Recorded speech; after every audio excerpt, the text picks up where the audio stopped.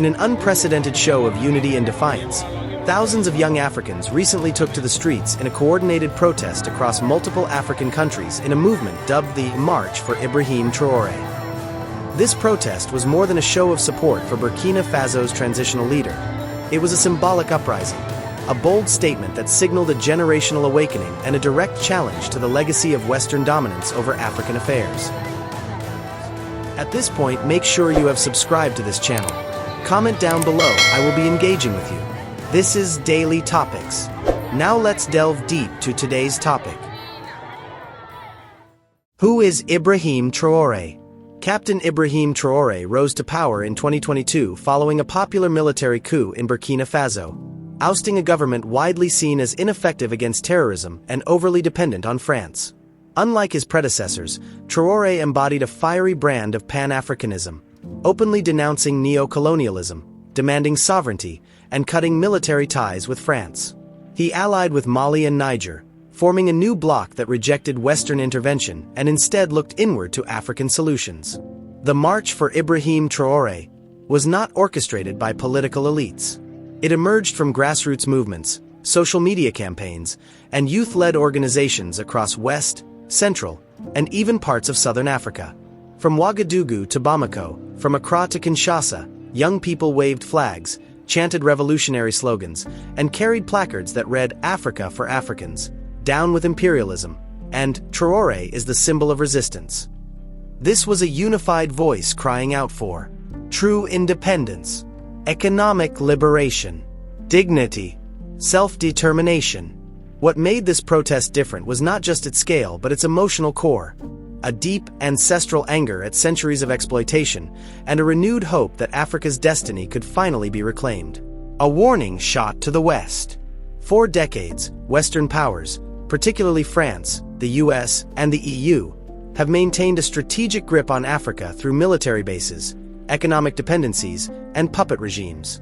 But the March for Ibrahim Traore was a rupture in this narrative. It symbolized the rejection of Western aid with strings attached, the exposure of corrupt African leaders aligned with foreign interests, a bold call to dismantle Francafrique, the lingering colonial influence of France in its former colonies. Western media tried to downplay the protests or frame them as radical populism. But beneath the headlines was a raw truth. The West is losing its moral authority in Africa. The youth see through the double standards, the championing of democracy while supporting autocrats who serve Western interests. A catalyst for African unity. Beyond symbolism, the march has had a real psychological impact. It revealed the growing appetite for a continental movement, a Pan-African military alliance against terrorism and foreign occupation, cultural solidarity that transcends colonial borders. The protest also strengthened calls for a single African currency, control of natural resources, stronger regional trade and political unions. Ibrahim Traore, though a national leader, became a Pan-African icon, much like Thomas Sankara, not because he is flawless, but because he dared to speak and act against the status quo. The effectiveness of this movement is not just in the size of the crowds, but in the conversations it sparked.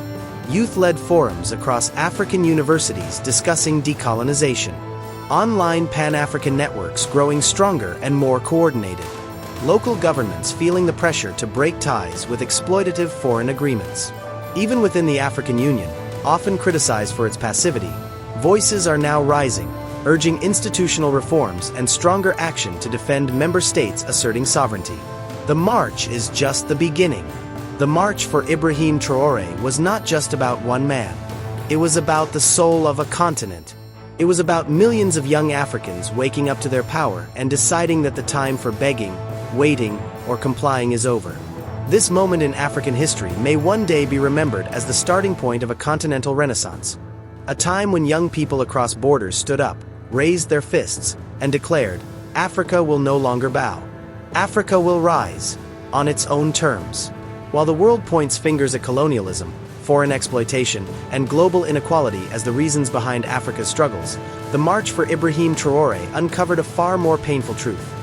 Africa's greatest enemy may not lie outside its borders, but within. in the form of its aging, self-serving leaders who cling to power for personal gain while the continent bleeds. A generation betrayed. For decades, Africa's youth, the majority of the population, have inherited broken systems, corrupt institutions, and a sense of hopelessness. Despite the continent's immense wealth in natural resources, human talent, and cultural richness, the promises of independence have been betrayed by a generation of leaders who chose power over progress. These men, many of whom have ruled for 20, 30, even 40 years, have done the following: enriched themselves and their families while citizens starve, mortgaged national resources to foreign interests for private kickbacks, silenced opposition through violence, media control, or manufactured constitutional changes, blocked youth participation in governance, leaving the continent in the hands of leaders often disconnected from the realities of the modern African experience. The tragedy is not just their presence in office, it is the mindset they represent, that of colonial continuity, where leadership is about domination, not service. The cost of selfish leadership. The cost is catastrophic. Over 400 million Africans live in extreme poverty, despite Africa possessing 30% of the world's mineral wealth. Millions of young people risk their lives crossing deserts and seas to escape unemployment and lack of opportunities. Foreign troops patrol African soil, often invited by leaders too weak or too unwilling to build sovereign defense systems. Health and education systems collapse, while presidents fly abroad for treatment and send their children to school in Europe. These are not accidents of fate. They are results of choices made by men who prioritize staying in power over building legacies. Why they fear leaders like Traore. Ibrahim Traore's rise was a direct threat to this system. His youth, military background, and revolutionary rhetoric made him a mirror to the aging elites, reflecting what leadership should look like: courageous, humble, people-centered. The protest in support of him wasn't just a message to the West. It was a message to the old African leaders. We see you. We know what you are. And your time is running out. They fear Traore, not because he has an army, but because he has the hearts of the youth. That's more powerful than any weapon. A system built to preserve the status quo. These leaders survive because they've built systems designed to protect them, not the people. Manipulated constitutions. Elite military loyalists. Regional bodies too polite to hold them accountable. Foreign partnerships that prioritize stability over justice. And so the people suffer, not because Africa lacks potential, but because it is ruled by men who fear change more than they fear failure. The March for Ibrahim Traore reminded the world that African youth are not asleep. They are watching, organizing, and rising. What they demand is simple: leadership that listens, governments that serve, futures that are possible, not stolen. For Africa to rise, the old must give way, not just in age, but in thinking. The time of selfish, visionless leadership is over. The youth are no longer asking politely. They are marching, shouting, reclaiming. Africa will never be free until it is free from the chains of its own internal betrayal. The same hands that wave foreign flags in protest must also point inward at the aging rulers who have turned the continent into a playground for their ambitions. This is the real revolution. Not just anti-West, but anti-corruption, anti-tyranny, anti-stagnation. Africa is not poor. It is poorly led. And that is something only Africans themselves can change. To our rising revolutionary leaders, to the Traores, to the new Sankaras, Lumumbas, and Nkrumahs of this generation, hear this truth clearly. The people are with you, but they must not be left in the dark. If we are truly entering a new age of African liberation, then secrecy is the enemy of progress. Africa has suffered not only from exploitation, but from the silence and complicity of its own leaders. We cannot make that mistake again. The danger of hidden deals. For too long, African presidents struck backdoor deals with Western powers. Deals that sold land, resources, and strategic control in exchange for personal security and political survival. Deals that allowed foreign military bases in the name of protection, while they sowed instability. Agreements that tied our economies to the CFA franc, pegged to France, ensuring dependency. The people did not know, and because they did not know, they could not resist. Because they could not resist, they suffered in silence, through wars, inflation, underdevelopment, and lost generations. Let us remember Mobutu Sese Seko in Zaire, now DR Congo, who was propped up by the West for decades while his people starved. Blaise Compaoré, who betrayed Thomas Sankara and went on to rule under the shadow of France for 27 years, silencing dissent and weakening Burkina Faso's soul.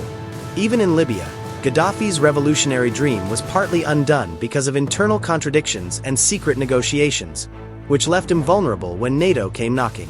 What we hide will one day haunt us. The past has shown us clearly. The policies that destroy a nation are always born in silence. The secret treaties, the hidden debts, the quiet betrayals, they are what bleed Africa dry. That is why this new wave of leadership must be radically transparent. Let the people see the chains. If the West comes offering aid with strings, tell the people. If they offer weapons in exchange for sovereignty, let the people know.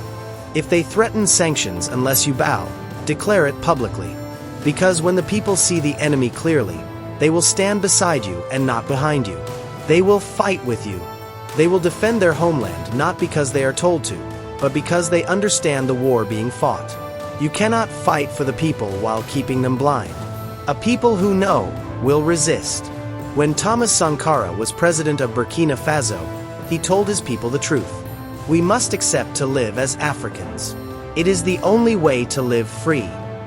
He spoke openly about rejecting IMF loans, about France's manipulative grip, about the false development model imposed on Africa. That's why the people loved him. Not because he was perfect, but because he treated them like allies, not subjects. Today, leaders like Ibrahim Traore must follow this path. When you reject a deal from Paris or Washington, tell us what they offered. When you expose sabotage or infiltration, let the youth see the evidence. When you build alliances with other revolutionary states, show us the vision, involve us in it. Africa is waking. Don't let it sleep again. The youth are not fools anymore. They read. They connect across borders. They study history. They know how the past was stolen from them. But they need a guide, a leader who does not lie, who does not hide, who fights with open hands and an open heart. Because the fight is not just with guns, it is with minds. Tell the people the truth, and they will fight harder than any army. Africa does not need emperors. It does not need presidents for life. It needs servant leaders who are willing to die empty, having given their people everything, especially the truth. To every revolutionary leader rising now, do not repeat the errors of the past. Don't make secret agreements. Don't hide the struggle. Bring the people to the table. Let them see where the enemy hides. Let them understand the battlefield. Because when the people know where to fight from, they will never be defeated. Let Africa rise, not just with fists in the air, but with eyes wide open.